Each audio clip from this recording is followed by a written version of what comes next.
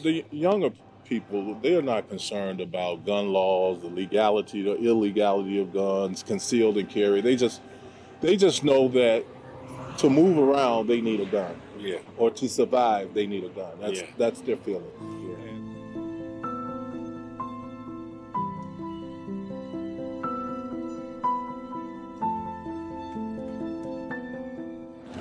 Can you believe it? I'm still here. That's right. Living inside this tent for 100 days from November the 20th to February 28th, bringing to you the awareness that you need to have about the violence on the south side of Chicago.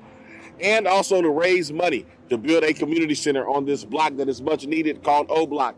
It's called O Block because it's named after a young man named O.D. Perry who was shot and killed. The gangs picked up the O in his name and started calling it O Block. We decided we're going to keep the O, but we're going to call it Opportunity Block. I want to thank Fox for the opportunity they've given me to bring to you every day my thoughts, my opinions, my viewpoints here on Rooftop Revelations.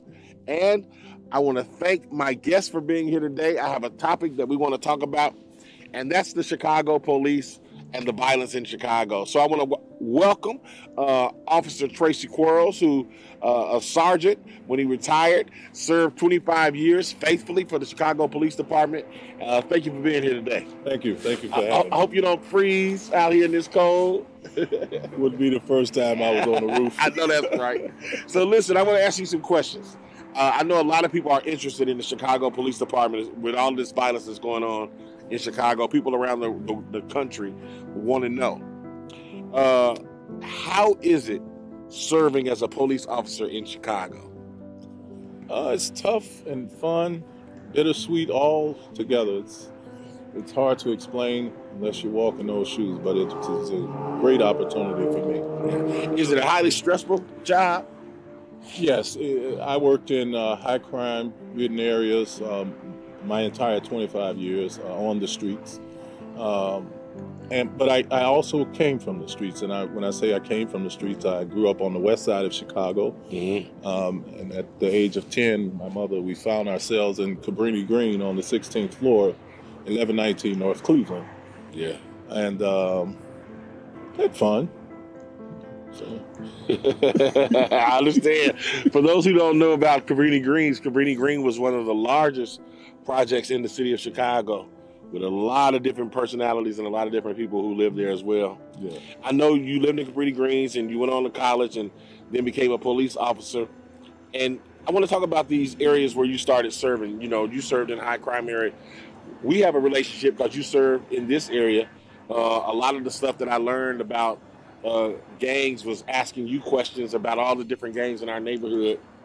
And one of the things I want to ask you about is just the different way of policing. You know, there's some police who take the hands-off approach, and there's others like you who had a hands-on approach. Can you tell us, why did you have such a hand-on approach with criminals in this area? Because they were my brothers and sisters at the end of the day. A criminal would help you, I found out, in a tough situation, and they would hurt you too. But these are people who look like me, walk like me, talk like me. I grew up with a lot of them. As you know, when most of the projects were torn down, many of them was displaced throughout the city of Chicago, especially the south side and the south suburbs. I was T-Mac in Cabrini Green, so I was no stranger to the streets. They know that. As a matter of fact, when I first got assigned over here, they told me you was in a gang. Exactly. I called some of the old heads that I knew, some of the leaders. Hey, is his name on the roll? So I remember that. Then I came and I asked you came and talked to me, and I said, "Well," and we dispelled that, and but you saw how it was. I was the type, I would come and talk to you. I would see how I could help you, and I would just get close to people enough to be comfortable to understand what's driving them to want to do a certain thing, and if I could redirect them. Mm-hmm. And you know, I've redirected a lot of folks right to your door. Absolutely. You brought a lot of kids to the school. You redirected a lot of guys who even now work for us and helped a lot of guys out. I want to ask you this question about the violence. What do you think is driving it here in the city? Why is it so bad? I think younger people are experimenting at an alarming rate with substance abuse, specifically different kinds of pills and these gummy bears, and of course this new type of weed they got out. So I think it's substance abuse being used at a young age, and they're making awful decisions, especially when they get their hands on guns and so forth. Yeah, and guns are plenty in Chicago. I heard one statistic that said half of the boys between the ages of 15 to 25 are carrying weapons. Does that sound about right? That sounds right, and it's probably Higher. Higher. Yeah. And we're talking about them carrying illegal guns. We're not talking about Second Amendment. We're not talking about people who have a legal right to have a gun. We have no problem with that. We're talking about these individuals who have illegal guns. They're carrying them. They're using them for criminal activity on one another, and making it bad for police as well. Yeah, well, the younger people, they're not concerned about gun laws, the legality, the illegality of guns, concealed and carry. They just know that to move around, they need a gun. Yeah. Or to survive, they need a gun. That's their feeling. Yeah. And they're, in a lot of instances, because the gangs are in so many factions now, their movement is limited. Right. Many of these young men can't even come off of 64th and Eberhard over to King Drivers, which is about 2 blocks. Yeah, can't go 2 blocks. So I think people need to realize that too. People who are listening to us, they don't realize that there are kids in our neighborhood who cannot go 2 or 3 or 4 blocks. Exactly. They have to, in many cases, if you go to the gas station, you'll see the gas station selling them T-shirts and underwear. Yeah. And gym shoes and so. Because they can't go to the stores. They can't get out. They take a chance. Like a prison. Yeah, it's horrible. Nobody should have to live in these conditions and under these conditions that we're in. You know, I lived about 8 blocks from the church, and my son, I would never allow him to walk to the church. Never, ever, because it's just too dangerous. And I know there are other families who feel that way. But that robbed them. When we lived in Cabrini, I walked downtown. I took Oak Street and walked up to Rush Street. We walked Division. We walked.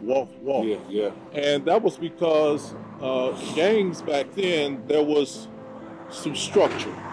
And I don't advocate gangs or gang membership or gang leadership, but I do believe that if some of the gang leaders was let out back to the streets, prefaced with they would be tasked with getting their organizations back together.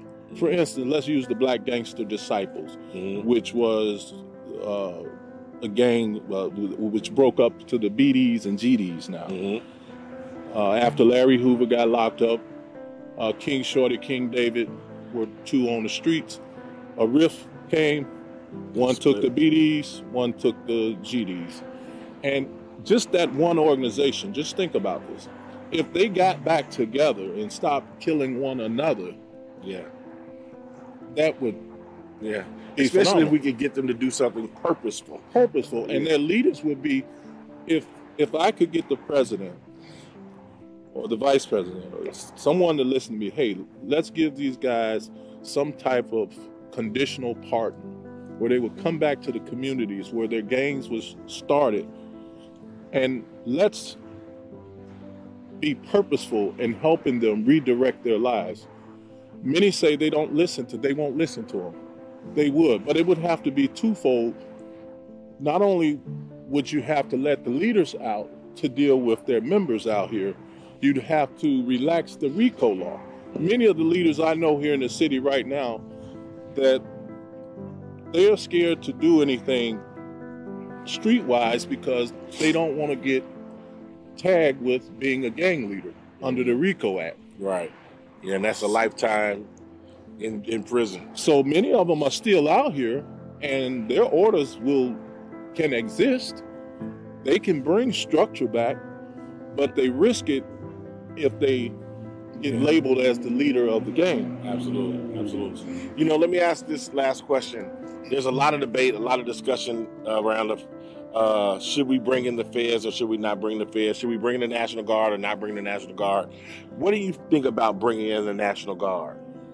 Well, as I said when you asked that earlier, we pay taxes. This Chicago right now. This is a public health crisis. The shootings and the murders that are following up on it. I mean, you can't even drive down the expressway going to work. We just lost a young lady, was shot in her head, and I just found out today she passed away from her injuries. This is someone innocent driving down on an expressway. Right. So we're all involved now. We all are subject to this. So we have to do something. You did the gun buybacks. Yeah. You've called me anonymous. Yeah. Hey, there's a gun over here. This guy want to turn a gun in. I mean, we did that. So we've got to do something different. We've got to do something different. And I would love to see the National Guards. The feds are already here. They're doing a wonderful job. But we need the protection of our armed forces in Chicago. It's something I've never seen. And I don't see it getting any better. So as a support role, being visible, letting people know, the good and bad people know that we are here. We're here to make you feel safe. I welcome you.